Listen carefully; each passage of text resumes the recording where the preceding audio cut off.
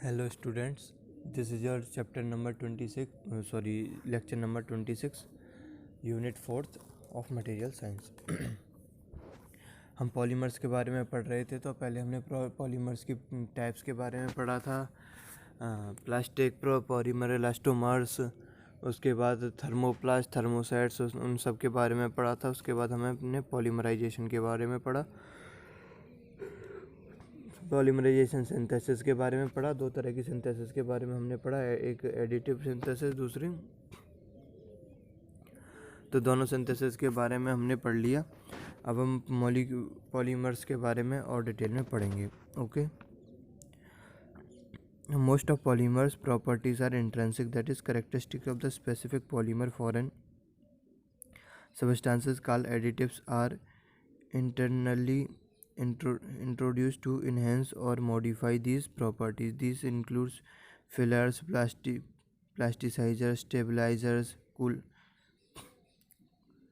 Colourant. तो इन सब चीज़ों के बारे में हमने लास्ट क्लास में पढ़ा था। तो एक छोटा सा डिस्कशन हमने इसके बारे में कर लेते हैं कि ये सारी चीज़ें किस लिए यूज़ होती हैं। तो polymetric materials are form by quite many different techniques depending on whether the material is thermoplast और थर्मोसेट। मेल्टिंग, डिग्रेडेशन, टेम्परेचर क्या है उनका, एटमॉस्फेरिक स्टेबिलिटी क्या है, shape and intricacy of the product. इस सब के बारे में हमें डिटेल में पढ़ना है। Polymers are often form at elevated temperature under pressure. Thermoplasts are formed above their glass transition temperature, while applied pressure ensure that the product retain its shape. Thermosets are formed in two stages, that making liquid polymers, then molding it. Different molding techniques are employed in fabrication of polymers. Compression molding involves placing appropriate amount of polymers with additive between heat male and the female mold parts. After pouring polymer mold and closing the heat and press are applied, causing viscous plastic to attain the mold shape. Figure show देखो इसमें दिखाया गया है। पहले एक दो part होते हैं, उसमें उन दोनों पार्ट्स के बीच में क्या होता है, पहले लिक्विड शेप में पॉलीमर को बना के रख दिया जाता है। उसके बाद जिस शेप में हमें कन्वर्ट करना हो, लिक्विड फेज में जिस शेप में हमें कन्वर्ट करना हो उस फेज में कन्वर्ट करके हम उस पर प्रेशर और हीट अप्लाई करते हैं, तो धीरे धीरे वो उसी शेप में आ जाता है। दोनों डायग्राम में आपको दिखाएगा। Transfer moulding. Transfer moulding differs from compression moulding in how the material is introduced into the mold cavities. In transfer molding, the plastic resin is not fed directly into the mold cavity but into a chamber outside the mold cavities. When the mold is closed, a plunger forces the plastic resin into the mold cavities where the molded material cures. In injection molding, pelletized material is fed with use of hopper into the cylinder where change in pushed towards heating chamber where plastic material melt, and then molded plastic is impelled through nozzle into the enclosed mold cavities where product attains its shape. Most outstanding characteristic of the process is the cycle time, which is very short. देखो diagram में दिखाया गया है। पहले क्या होता है कि हम प्लास्टिक्स को एक पर्टिकुलर एरिया में ले जाते हैं, वहाँ पर उसको लिक्विड में कन्वर्ट किया जाता है। उसके बाद एक प्लंजर के थ्रू इसको जहाँ पे हमें मटेरियल को फोर्स करना है वहाँ पे पहुँचाया जाता है। धीरे धीरे मटेरियल जाता रहता है। दूसरी तरफ मोल्ड कैविटी बनती रहती है। मोल्ड कैविटी जब फिल हो जाती है तो हम उस पर प्रेशर और हीट अप्लाई करते हैं और वहाँ पे क्या होता है, वो पर्टिकुलर शेप में आ जाता है और उस मटेरियल को हम उससे अलग कर लेते हैं। इसको हम इंजेक्शन मोल्डिंग भी बोलते हैं। Extrusion. Extrusion is the another kind of injection molding in which the thermoplast material is forced through a die orifice. एक डाई ऑरिफिस मतलब एक छोटा सा छेद होता है जहाँ से हम उसको कंप्रेस करते हैं similar to extrusion is metal, metal में जिस तरह से एक्सट्रूसन होता है।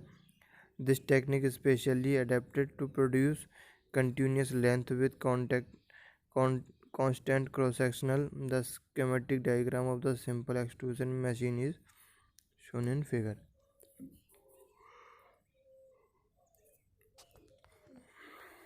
देखो डायग्राम में जैसे दिखाया गया है कि जैसे ही हम मटेरियल को फोर्स करते हैं और वो फोर्स एक ऑरिफिस में से निकल जाता है और जिस शेप की ऑरिफिस होती है उसी शेप का मटेरियल बनता चला जाता है। तो हमें लॉन्ग मटेरियल अगर डायमेट्रिक बनानी हो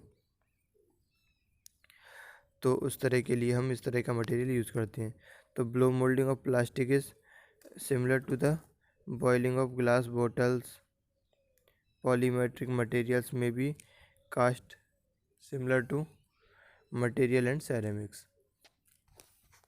देखो डायग्राम में हमें तीनों तरह की मोल्डिंग देख सकते हैं। कंप्रेशन मोल्डिंग में क्या होता है, सबसे पहले जो भी हमारे पॉलीमर्स हैं जो हमें प्रिपेयर करने हैं उन्हें हम लिक्विड फॉर्म में प्रिपेयर करते हैं। जब वो लिक्विड फॉर्म में प्रिपेयर हो जाते हैं तो उसके बाद क्या करते हैं, उसको डाई के अंदर डाल दिया जाता है। अब डाई के दो पार्ट्स होते हैं, एक मेल पार्ट होता है, एक फीमेल पार्ट होता है। जिसमें कैविटी होती है वो फीमेल पार्ट होता है, जिसमें एक्सटेंडेड पार्ट होता है वो मेल पार्ट होता है। अब मेल पार्ट और फीमेल पार्ट को कंबाइन करके प्रेशर अप्लाई किया जाता है, उन्हें कंप्रेस किया जाता है और हीट किया जाता है। तो उसके बाद क्या होता है, जिस शेप में हमें जिस शेप में पॉलीमर को कन्वर्ट करना है उस शेप में वो कन्वर्ट हो जाता है। उसके बाद हम दोनों पार्ट्स को अलग करके पॉलीमर को निकाल लेते हैं। तो ये होता है simple compression moulding process of polymerization. अब next there are two type of polymerization, both are of injection type polymerization. First is transfer polymerization और सेकंड इज एक्सट्रूजन पॉलीमराइजेशन। तो अब ट्रांसफर पॉलीमराइजेशन क्या होता है ट्रांसफर मोल्डिंग।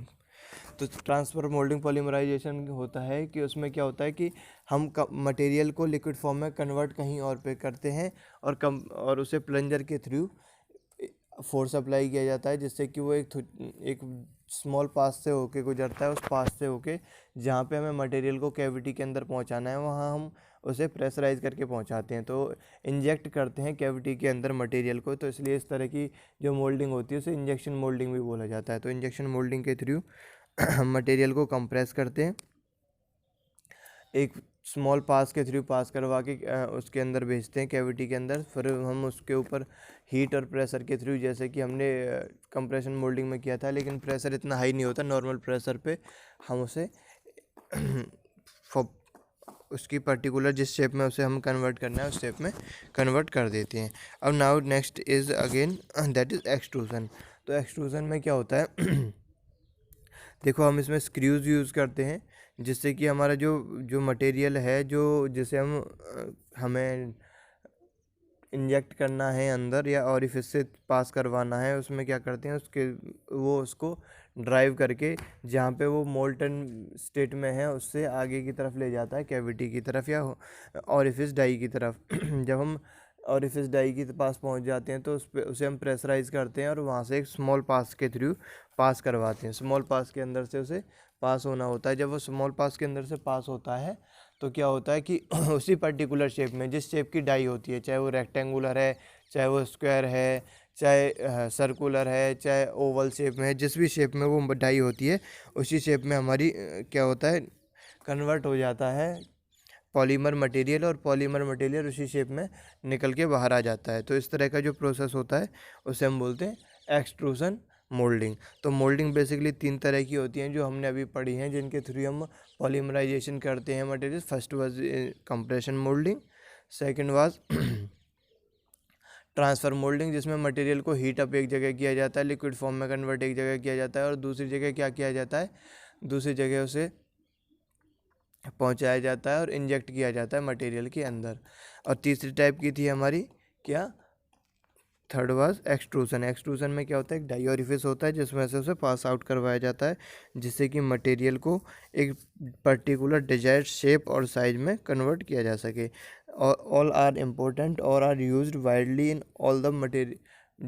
जहाँ पे ये डिपेंड करता है कि हमें थर्मोसेट्स बनाने हैं, थर्मोप्लास्ट बनाने हैं।